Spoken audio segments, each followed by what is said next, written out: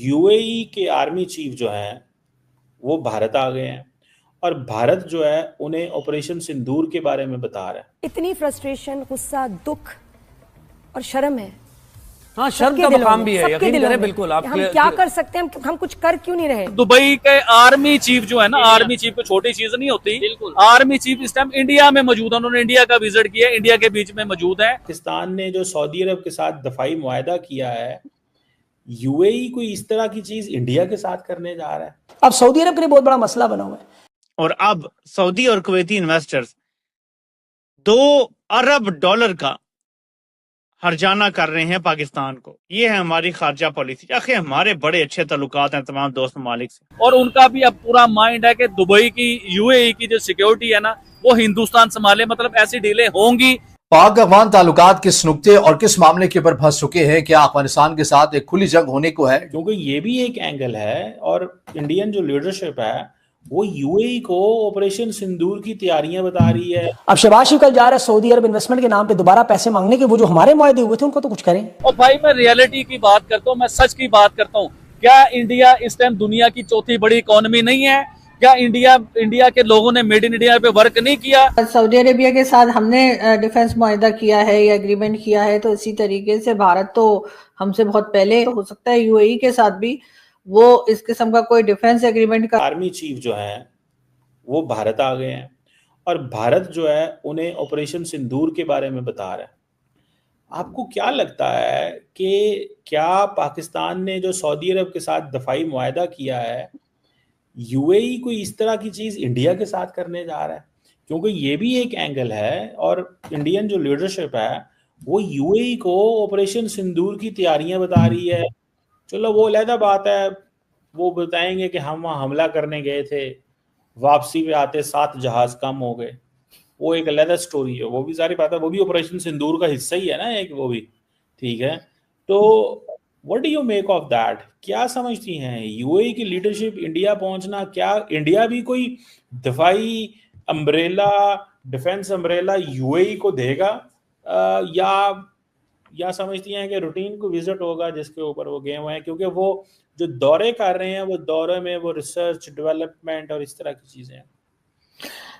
Sir देखिए, Saudi Arabia के साथ हमने डिफेंस मुआहदा किया है या एग्रीमेंट किया है, तो इसी तरीके से भारत तो हमसे बहुत पहले कई कंट्रीज के साथ उनके इस किस्म के मीटिंग्स और ऐसी एग्रीमेंट्स वगैरह हुआ करती हैं। तो हो सकता है यूएई के साथ भी वो इस किस्म का कोई डिफेंस एग्रीमेंट कर रहे हों या किसी और तरह का कोई ट्रेड वगैरह और दूसरी चीजों को लेके। लेकिन जाहिर है कि अगर उनके जो है आर्मी के लोग अगर गए हैं भारत यूएई से, तो फिर डेफिनेटली कुछ डिफेंस को लेके बात हो रही होगी। लेकिन ये तो सर कोई नई बात नहीं है, इससे पहले भी जो है वो भारत कई कंट्रीज के साथ इस किस्म के एग्रीमेंट और डिफेंस को लेकर बात करते रहते हैं। कभी कुछ लेना देना भी चलता रहता है, कभी कोई मिसाइल्स की भी बात होती है और दूसरी चीजें होती हैं। और जहां तक आपने ऑपरेशन सिंदूर का कहा कि वो बता रहे थे, तो लेटेस्ट तो यही एक लड़ाई हुई है भारत की और पाकिस्तान की, या भारत की किसी भी कंट्री के साथ। तो जाहिर है उन्होंने उसमें भी बताया होगा। हम अपनी अचीवमेंट्स बता रहे हैं कि हमने ये कर दिया वो कर दिया, वो अपनी अपनी साइड से अचीवमेंट्स बता रहे होंगे कि उन्होंने कहाँ कहाँ पर हिट किया है और पाकिस्तान के कौन से एरियाज को उन्होंने टारगेट किया है, वो अपनी अचीवमेंट बताएंगे। ऐसा तो नहीं है कि आप सिर्फ आप बताएंगे और कोई दूसरा जो है, दूसरी साइड जो है वो अपनी बात कोई नहीं करेंगे। लेकिन हाँ, ये जरूर है कि अगर आप यूएई को देखें या सऊदी अरबिया को देखें या गल्फ कंट्रीज को स्पेशली अगर देखें, तो सर वो रिलीजन के ऊपर नहीं चलते। वो ऐसा नहीं है कि वो कहेंगे नहीं जी पाकिस्तान इस्लामिक कंट्री है तो हम उसको कुछ होने नहीं देंगे और साथ वो भारत से बात नहीं करेंगे, ऐसा नहीं है सर। वो बिजनेस को लेकर चलते हैं और अगर उन्हें बिजनेस में उन्हें जरूरत होगी भारत की, तो जितना मर्जी भारत यहाँ पर आकर अटैक करे, वो तब भी जाकर जो है वो भारत के साथ या इंडिया के साथ वो अपने एग्रीमेंट भी करेंगे और अपनी डील भी रखेंगे।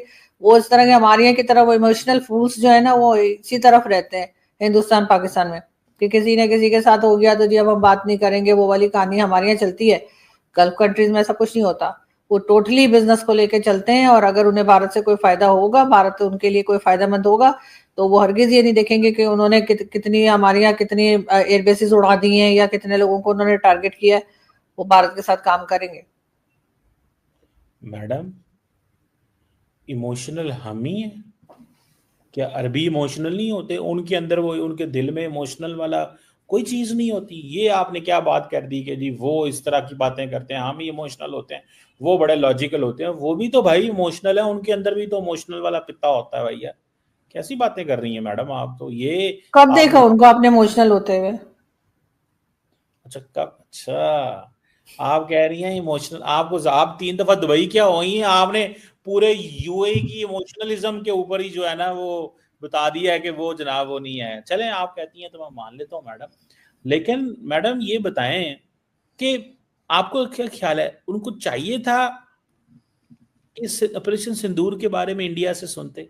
ब्रदरली इस्लामिक कंट्री तो हमारे हैं, उनको चाहिए था सुनते, या कहते कि यार ये रोक दो, ये आपका उनका बायलैटरल मसला है, हमारा आपस में जो है वो करो? क्योंकि इंडिया ने स्पेसिफिकली मेंशन किया, जो डिफेंस का लेटर उन्होंने उनकी डिफेंस मिनिस्ट्री ने जारी किया है कि जनाब वो हमने सिंदूर का बताया था। ठीक है, तो इस पे क्या कहेंगी? नहीं नहीं सर, ऐसा कुछ नहीं है। ऐसा ऐसा कोई हमारे साथ जो है यूएई का या किसी भी गल्फ कंट्री का ऐसा कोई रिश्ता नहीं है कि जिससे वो हमारे बारे में बात नहीं सुनेंगे। बल्कि ज्यादातर देखने में यही आया है कि अगर कोई ब्रदर इस्लामिक कंट्री होती है या कोई दोस्त होते हैं और किसी दूसरे की बुराई हो रही हो या बताया जा रहा हो कि उसकी कैसे मार लगी या उसको किस तरीके से अटैक किया गया, तो वो सबसे ज्यादा मजे लेके सुनते हैं। तो मेरा ख्याल है अगर उन्हें भारत के साथ कोई इस किस्म का एग्रीमेंट करना है डिफेंस को लेकर, तो भारत अगर ये बताएगा कि उन्होंने कहाँ कहाँ पाकिस्तान में या किसी भी दुनिया के हिस्से में टारगेट किया है, तो यूएई वाले सुनेंगे। वो ऐसा तो कभी नहीं कहेंगे कि नहीं जी नहीं, आपने क्योंकि पाकिस्तान में अटैक किया था तो हम पाकिस्तान के बारे में कोई बात नहीं सुनेंगे। और ये ओआईसी की कंट्रीज जो है, जो इस्लामिक कंट्रीज का जो इन्होंने ग्रुप भी बना रखा है, ये तो सर इससे ज्यादा निकम्मे निखट्टू लोग तो मैंने कहीं नहीं देखे। ये कभी एक दूसरे का साथ नहीं देते। अगर आप ये समझते हैं कि आप क्योंकि इस्लामिक कंट्री हैं और आपके ऊपर अगर भारत या कोई भी दूसरी कंट्री आपके ऊपर अटैक करेगी तो इसमें से कोई उठकर आ जाएगा आपको बचाने के लिए या आपके लिए खड़ा होगा, तो ऐसी बिल्कुल आप जो है ना बिल्कुल सोच मत रखिए।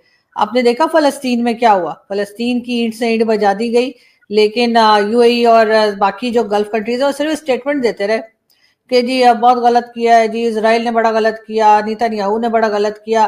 तो क्या ऐसे कहने से क्या जंग रुक गई? क्या वहां पे तबाही रुक गई? ये सिर्फ बातें करते हैं, उससे ज्यादा कुछ नहीं। वो ऐसे ही है कि जहाँ कुछ गड़बड़ हो रही हो, किसी का नुकसान हो रहा हो, सर स्टेटमेंट देने से थोड़ी कुछ होता है। अगर यहाँ पर भी विश के कभी ना हो, लेकिन अगर कोई इस तरह की तबाही हुई पाकिस्तान में किसी तरफ से, चाहे अफगानिस्तान से चाहे भारत से, इन्होंने सिर्फ स्टेटमेंट देना है।